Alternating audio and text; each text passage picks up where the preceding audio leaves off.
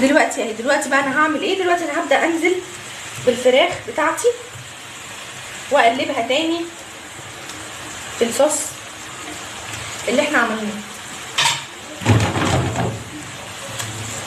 اغلفها كويس جدا بالصوص الحلو ده. وصفه تحفه وسهله جدا وما تاخدش منك وقت. دلوقتي انا هسيبها كده حوالي دقيقتين تشرب من التتبيله وتشرب من الصوص اللي احنا عملناه، ونقدم الوصفه بتاعتنا. يلا بينا. ودلوقتي خلصنا الفراخ بتاعتنا. بصوا بجد شكلها يا جماعه تحفه وطعمها مختلف، وعملت جنبها شويه من الرز بالخضار برضو حلو جدا.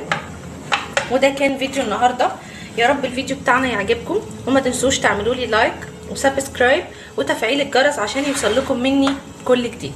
باي باي.